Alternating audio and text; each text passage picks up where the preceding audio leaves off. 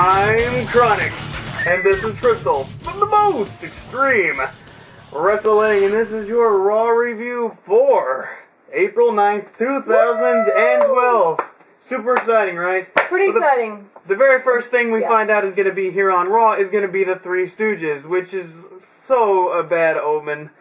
The Three Stooges on Raw plugging their movie that's going to come out this Friday. I gotta say, I missed the first half of Raw, but I did see the replay of the Brock Lesnar segment. All the things that they replayed throughout the night. I did say all the replays, so there are some things I did not see at the beginning and some that I we'll did. find out when you come in, then you can all tell us. So that's why I'm being silent on some parts. Oh my gosh. Well, so the first thing that comes out, you got Laryngitis coming out with David Otunga. He says he's going to introduce like a new face to WWE, and I'm thinking, uh-oh. And here comes Brock Lesnar.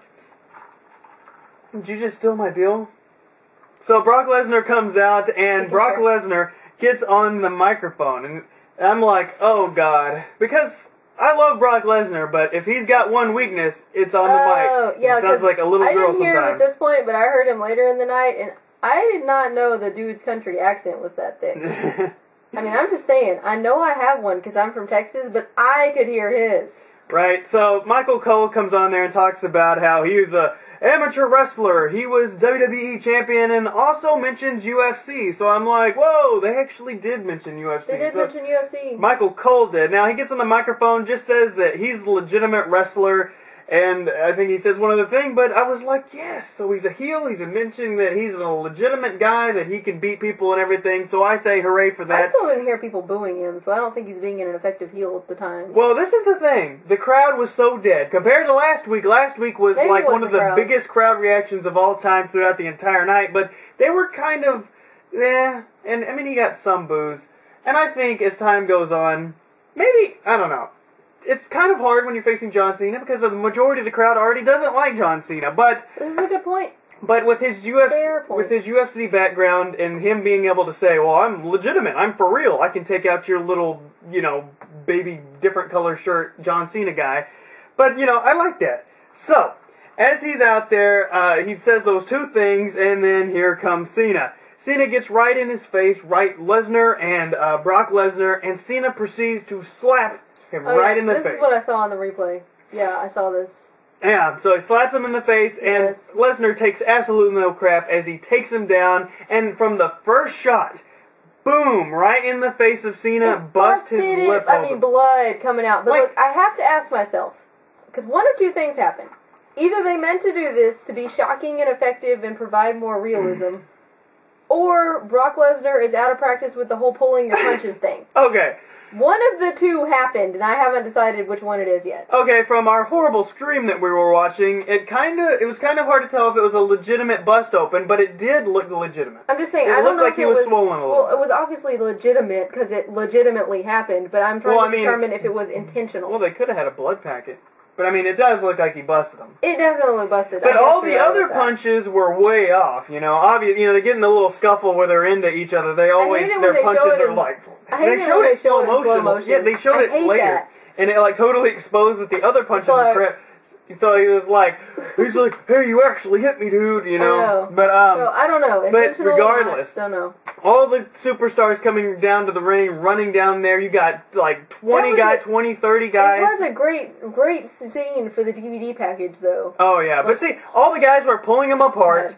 And then that's when we finally saw was Cena with all the blood, and he was bleeding, and he was just smiling, doing his smirk with the blood, like he's funny. Like, "Oh, I'm gonna get you," kind of thing, right? Hey, look at me. So, I mean, they've done this plenty of times with the whole breakup thing, but I thought it was pretty effective. They even threw in the NXT camera from the, up from the top, kind of showing the action going about. So they got plenty of angles, and it actually was pretty good. I wish the crowd would have been into it better, and I think back to the Tyson Stone Cold thing, and I think what was missing from this angle is the commentary. Because I like Cole for being a heel announcer, but sometimes it's like he could have added something. Back in the day, you would have had Jim Ross yelling and screaming like, "Oh my God!" And Michael Cole's like, "Oh my." that just happened. You know what I mean? It's like not as effective for big build-up kind of things. But they don't even do that anymore, because even when JR was here in the past couple years, I kept asking you, because you kept telling me how crazy JR was and how he'd just scream and stuff, and I kept being like, what are you talking about? Well, back in the Attitude Era, he did scream a lot more. Yeah, so that's what I'm just like, he didn't even do that, like, recently. That's just not the announcing style of right now. Yeah, I'm sure they don't allow him to go as far, right? Because, yeah. So, you got John Laryngitis in the back, he's got Teddy Long, and if you watch SmackDown, which you didn't, Teddy did, but you see, Teddy, he's back there, and Teddy, watch Teddy. Yeah, Teddy he's now like the lackey, he's like doing jobs for John Laryngitis so he can pay for his grandkids' college fund. I thought he was gonna retire. Well, I mean, that was just our speculation. I know. But he's still there on television. I thought. Well, we thought.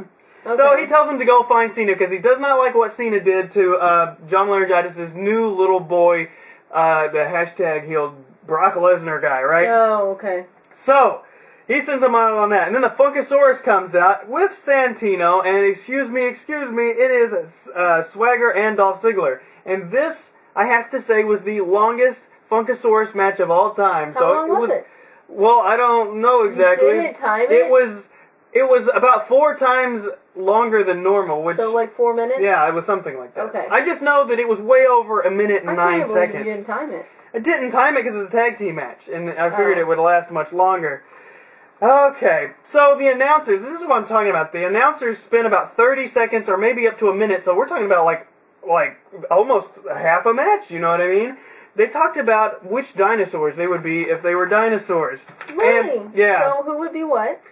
It wasn't important, trust me. I would have noted that if I was watching. I do not. I don't want to repeat it. That's because that's how I felt that it was so ridiculous. So Brodus, he does a splash to Dolph Ziggler, and poor old Dolph Ziggler gets beat and is pretty much doing nothing. Doesn't that suck? I wish Dolph Ziggler could have been doing so much, but they got all these stars. I know, we were just talking about this. There's just no room. Yeah, especially when you're bringing in, like, The Rock and Brock Lesnar and all these other guys. But then there was a post-match dance. Oh, my gosh. And The Miz is kissing up to John Laryngitis backstage because, well, he's doing that. Another guy who's got really nothing to do right now. That's true. So Teddy comes back, and John Laryngitis is kind of upset because he's empty-handed, doesn't have Cena. But, oh, wait, he does have Cena. And Cena, he's busted open at the mouth. He's still got blood stains. And he's like, you're looking for legitimacy? You know, I will wrestle tonight. You want to try to give me the night off? No, dude, I'm going to wrestle. I am legitimate. So I was like, thumbs up to that. Yeah, that's good. And John Laryngitis is mad because he's like, well, because... I like how you wrote Johnny Mad. Johnny Mad. Johnny be bad is mad. And, well, that's a different guy. Anyway, Santino's looking for the Three Stooges, and I roll my eyes as this is just, like, ridiculous. I don't want to see the Three Stooges. I don't care about this movie. They're not the Three Stooges. Well, yeah, it's a remake. I know, you can't... They're probably dead, I'm sure. No crap. I'm just saying, my point is that you can't replace classics like that. Well, they're going to try, and if it's being promoted on WWE, it probably isn't going to be a big hit movie. Not true. Well, I was going to say Hugh Jackman's movie, but that movie sucked too. Yeah, the BattleBots? Well, I didn't see it, but I don't think it did well. Yeah, so he asked Tyler X and Kurt Hawkins where the Three Stooges are at, and they don't know, but I got to see my boys, so that was awesome. Your boy. My boys! Okay. I like Tyler X. I know, I just wanted you to drag out boy. And then he's looking through the hallway some more, and he sees Kane. He's like, have you seen him? Kane looks angry, and then Santino runs away and does his little walk thing. So, yeah. R-Truth is going to fight Cody Rhodes. And was that a good match? Well, we didn't get to find out because he does an Alabama slam. Who does the Alabama slam? Cody Rhodes does. Okay.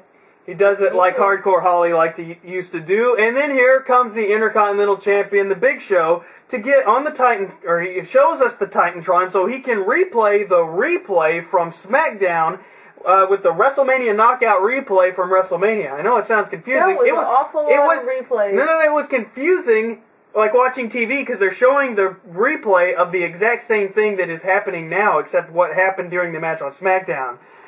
So, and then, you know, also in that, during SmackDown, because Cody Rhodes was getting distracted on SmackDown, then he got beat from the distraction. So now on Raw, watching the distraction of the replay, he gets distracted and gets beat by R-Truth. Exactly. That was awful complicated. It was. So Santino is now smelling a box, talking about a box? Yeah, complicated things. A big giant box. Did it have cupcakes in it? It did not. Anyways, only people on Twitter during the Raw would understand what that means. Oh, I'm so laughing about that. Anyways, now, there's a big giant box, and he's smelling the box. He thinks that the Three Stooges might be inside. He opens the box, and lo and behold, there are the Three Stooges. Okay. And they did some kind of segment, which I could care less about, but I'm sure that some people liked, whatever. So now they talk about this build-up between Lord Tensai and Yoshi Tatsu. This build-up that apparently happened on WWE.com or Twitter or something. I wasn't paying enough attention. But Cole said how Yoshi said that Lord Tensai is not really Japanese, and King said he's not Japanese. He dominates the Japanese. So, Yoshi Tatsu's Japanese, Lord Tensai's got the Japanese gimmick. Albert chants break out. At the loudest chant of the entire night so far is Albert. So far. So you know that the crowd is, yeah, they're chanting Albert and not Brock Lesnar and stuff. So I don't know what the crowd was thinking tonight, but hey, I guess they just wanted to haggle the wrestlers and be a jerk. But, you know, it happens. It's fun. There's a Baldo bomb, I believe. Washington, D.C. crowds usually like that? I don't know. Or am I getting my things confused and don't know what I'm talking about? I don't even know either. I don't keep a list of what towns are cold. I usually know the ones that are really hot. I heard that. I don't know though, so don't quote me on that, guys. Yeah, anyway, so I think that was the move with the Baldo bomb possibly, and then this match gets stopped just like the last match, and you don't really get a lot of heat from this match. People, I don't know if they accept Lord Tensai or there's just too many other things going on to care or whatever. But anyways, I mean, a pinfall could have worked, but apparently they're going to go out with these, the match has to stop kind of thing. Then there's the post-match claw, and Lord Tensai is gone. Alright, so CM Punk, he's in the ring, he's very, very upset. He says he's straight edge, it's my way of life. You see on last week's episode, you had Chris Jericho come out there, pour the alcohol into his mouth. And, so now CM Punk is very, very upset and sad about this because, it's been really hurting him emotionally. He says that, he didn't like that because he it didn't hurt him that he got hit. He didn't care that he got hit physically. It was that he smelled like his dad and he didn't want to be like that. I will say... Was it an effective promo? Yeah, it was effective, and, it was acceptable. It sounded like it could have been good. It was intense. I think the storyline of him being like a whiny punk is just like, yeah, but, hey... I've been saying that for like 3 months now, and I've finally grown accustomed to it. But now it's like over the top to me. I don't know. See, now it's starting to mellow to me. But, anyways, the crowd enjoyed it, everybody else enjoyed it, so... What can you say? Jericho gets on the Titantron, which I love because he makes a lot of people angry, and he's such a jerk, and he's so good at it. He says, you're CM drunk, this, that, and the other. He's like, now you're going to be an alcoholic. The whole 9 yards like he's been doing. CM Punk, he's like, you've unleashed a beast, And all you did was break a bottle over my head, and now I'm pretty much going to kick your butt. So now he's going to have a match. Chris Jericho, of course, was on the Titantron, so CM Punk is already in the ring. Of course, he's going to have a match. And here comes Mark Henry. And I'm thinking, wait, is he just going to squash Mark Henry? That makes no sense, right? So, the match starts, and he is so mad. CM Punk has got the great facial expression where he's just like, oh, I'm so angry. Wrestlers. Yes, I love that facial expression that they get. He is taking no crap as Mark Henry comes down, and they start fighting outside the ring. It looks like he's going to throw him into the table or whatever. He takes a monitor. CM Punk does. A monitor? Like a computer monitor? No, like the little monitors that they watch. They pull it out of the announce table. Yeah, he pulls one of those and, bashes it over the back of Mark Henry, and instant disqualification from that as he goes to the apron and is going to fly off the apron to the outside and hit him again.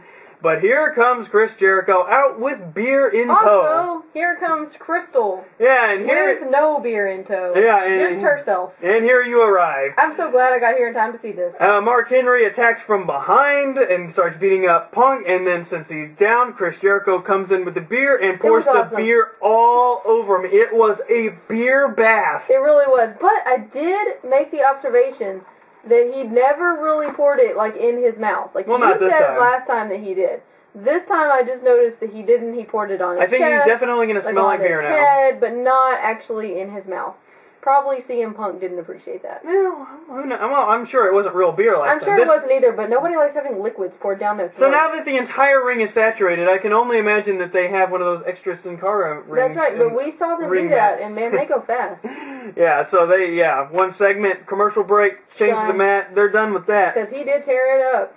Alright, and he calls him a stupid man, what did stupid Jericho little say? man, and then he called him a stupid son of a, and then they beeped it. Alright, next match is going to be Zack Ryder versus Del Rio. And this lasted about 2 seconds as Zack Ryder did his little broski boot. I totally forgot about Del Rio, and now he's back. Yeah, and then, also, it sucks for Ricardo, because he's been having to be in the background too, just because Del Rio was injured. Well, he came out during the Royal Rumble and got a huge pop. I guess that's true, but still. Del Rio does his finisher, the little submission. I mean, this match I totally forgot the name of it. This match I feel like Booker T. Oh, it was the arm...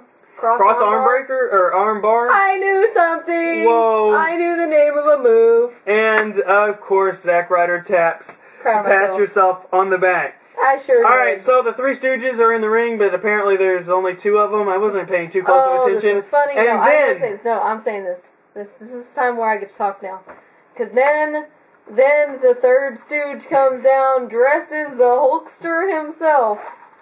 I laughed so hard. And people in the crowd laughed for a whole second was like, oh my god, it's really Hulk Hogan. No. And then we say, take that, TNA. I know. And also, you mentioned 2 competitors in one night. I know, they mentioned UFC, and they mentioned, well, they didn't mention TNA, but they did tear apart their guy. I'm still laughing. And it's like, they don't even care about TNA. They bring out Ric Flair and put him in the Hall of Fame. Which commentator was like, did he lose weight? Oh, I don't know. It was probably... I think that was one of the Three Stooges. Oh, that was so funny. I'm sorry. I laughed a lot because... Hulk Hogan's gimmick is so easy to make fun of. Yeah, when Vince had his Stooges, Pat Patterson would come out to that same entrance song to make fun of Hogan while he was in WCW. Mm-hmm. So that's pretty hilarious to me, actually. Hysterical. So after that, it cuts the promo as Hulk Hogan, and the crowd boos it the whole time. But he did a good Hulk Hogan. Well, it's not hard. I couldn't do it. Well, I can't make my voice sound like an old man. Anyways. Excuse me for being impressed. Well, I was just saying, but Kane comes out and chokeslam him, which... Also funny. I mean, whatever. It was funny. It was funny. And Kane looks skinnier. I think he lost weight. Kane did, when he came out the new mask, he lost weight, kept telling you. Well, I'm just now seeing it. Anyways, Mark Henry apparently said he's going to go after Punk's World Heavyweight Championship, which was wrong. Which I didn't even hear him say. I guess I was... Look, like 5 minutes later, Connor just goes, did Mark Henry do a promo? And I was like, yes. Like, it totally went over my head. I mean, it wasn't all that spectacular. He was just like, I'm going to get CM Punk. Okay, so Brock Lesnar does an interview, and I am This is where I discovered the country accent. Sorely missing having, old ECW, what's his name? Paul Heyman there. Once again, he was a great mouthpiece. He was so good at speaking for this man. Sorry, we all know that I'm having issues with Brock Lesnar as a wrestler here because of my newness to the wrestling thing. Yeah. And so I'm having even more issues now because I'm not impressed with the promo cutting. And what I've seen him do...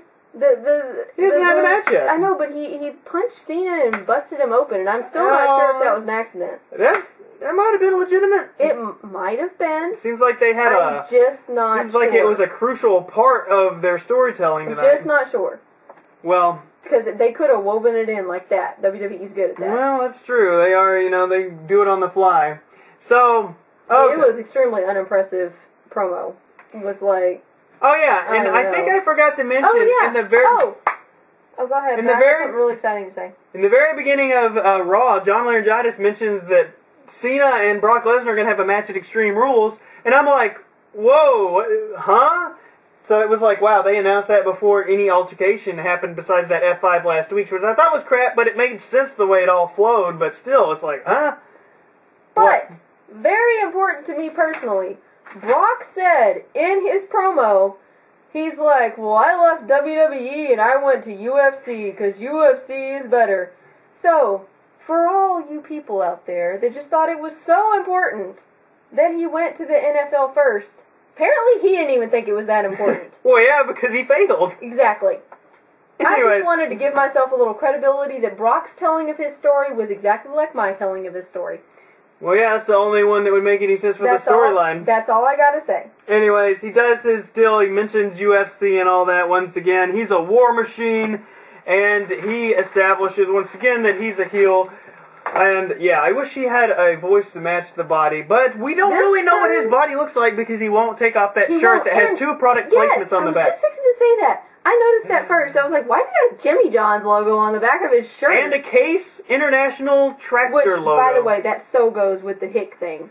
Well, it kind of does. Yeah. Alright, and I mentioned on the SmackDown review that there probably would not be a Daniel Bryan on Raw because they can't edit the audio. All the people screaming yes when he's supposed to be a heel, giving him a pop face reaction. And you were correct. And he was not on Raw. He might have come on after Raw, but he wasn't on television, which is interesting. They're going to have to keep him in a box on SmackDown so all they can... All that tells me is that I was correct, and I don't know when I said this, but he's not good at controlling the crowd yet.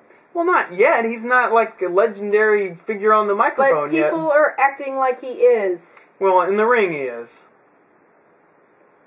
Okay. Remains to be seen in your book. Saying that he can't control the crowd like he really needs to. Well, not like The Rock can. No, but I mean, not even like higher level, more experienced people can. But, and I'm not saying like on SmackDown, he did bring a lot of heat, though. I'm not saying he won't get there. And he did bring a lot of heat. He ain't there yet. He brought a lot of heat. Anyways, Otunga versus Cena, David Otunga. Can you believe it? David Otunga is in the main event. He's in the main event. Like, what did this guy do to deserve anything? Really? I mean, I know he's John Laryngitis' little lackey, but I remember Johnny Blaze never getting main event matches when he was with Eric Bischoff. They were trying to push this guy to the moon, and nobody cares about him. Yeah, because he has been taking his vitamins. And saying his prayers. He's still got this giant paunchy pudge. He is losing a little bit of it. I know, and he's getting some abs. Like I said, no hate on, I got a little pudge too. That's alright. It's no big deal. I'm not a wrestler. He is. He is. Alright, so let's go Cena. Cena sucks chant. So that's the biggest pop of the night so far. And the Fruity Pebbles chants, STFU. Yeah, that's what I said. Like, as soon as they came on, I was like, Chronix, please tell me that this has definitely been the loudest pop of the night. It was. For Cena. And he said yes. So it absolutely was. It doesn't matter.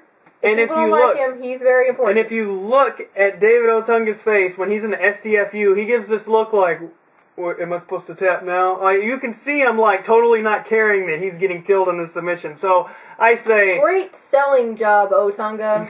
That's what we say to you. Anyways, yeah, and he taps, and here comes Brock Lesnar to take out the leg of Cena and then give him the F5, and we are